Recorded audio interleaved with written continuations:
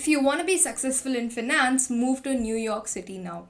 If you want to be successful as a painter, move to Paris right now. If you want to be successful as a founder, move to Silicon Valley right away. This is the fact that most people suggest, and up till now, Silicon Valley is the greatest place to build a company. But this guy moved out from Silicon Valley to build $1 million business.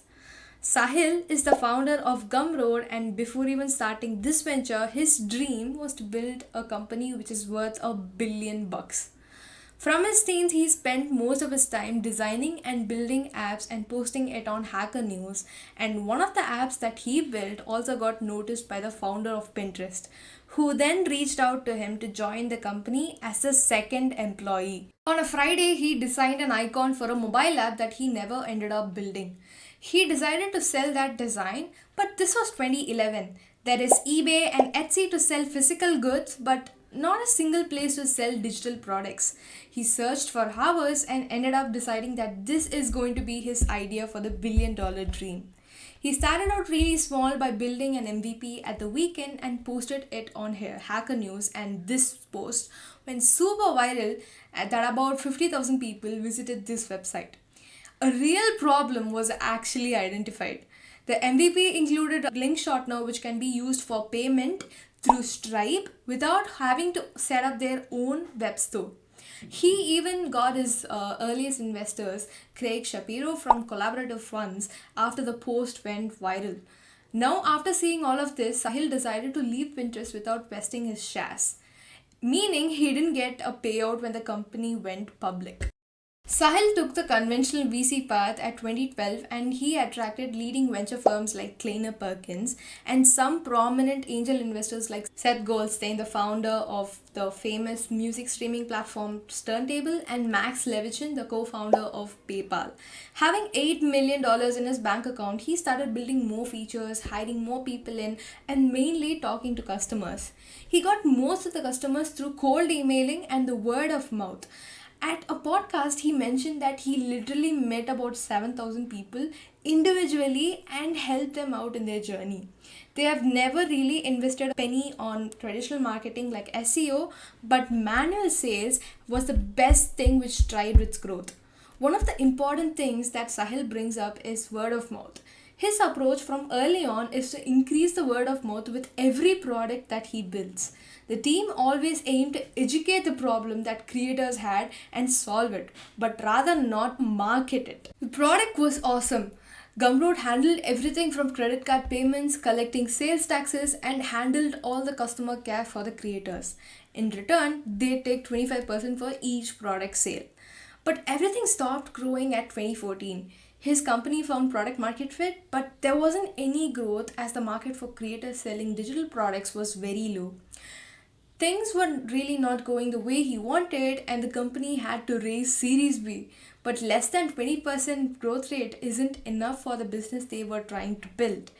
And 2015 became so hard for all of the 20 people working at Gumroad. Everybody worked day and night, but they didn't hit that desired number. Sahil was left with two options now: either shut down the business or slim down the company. Many of the investors started persuading him to shut down the business and told that his time is worth more than Gumroad and he should start a new business again. But Sahil here felt a responsibility to the sellers on Gumroad. These people are making a living out of Gumroad, paying rents and bills, and he can't just take that away from those people. So he shrunk down the 20% team to 5.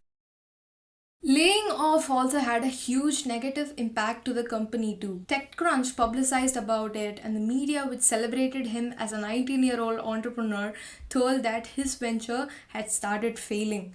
Many big creators started leaving the platform, and this left Sahil to realize that Gumroad is not going to be a $1 billion company, but rather a sustainable business which can just pay his bills. But having a sustainable business in Silicon Valley is considered a failure. And Sahil saw his friends becoming billionaires and building great companies while his company is just sustaining. At 2016, he realized that he could run Gumroad anywhere from the world, and he left Bay Area and moved to Provo at Utah, a very conservative city where people don't usually work on startups. He started working there alone after laying off all of his employees and was working 16 hours a day, handling customer care, fixing all the bugs that he can, and trying to build some features. Then suddenly, an email from one of his investors changed everything. It was from their lead investor, Kleiner Perkins. They sold their ownership back to the company for $1, and other investors slowly joined them too. This gave Sahil some space to build his business without some pressure from the investors. As time passed by, the creator economy started growing, and the void of not having a large market started filling out, and revenue started clocking into millions.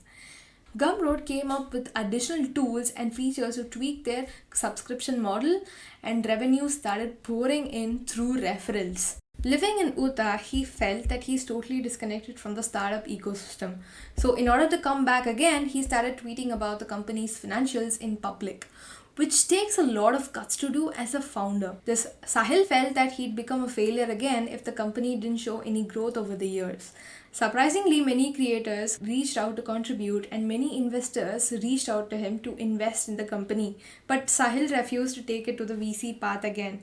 He claims that one of the things which really differentiated them and built a great relationship with all of their customers is that they share so much in common as a creator. Both of them here are trying to build a business. At 2020, Gumroad had hit 10 million in revenue and had over 10 creators making over $100,000 a year. And at 2021, he raised another angel round with Naval and even went through equity crowdfunding round, raising about 6 million in total with a 100 million valuation. That's it for today. If you like this story, consider subscribing and follow me on X for more.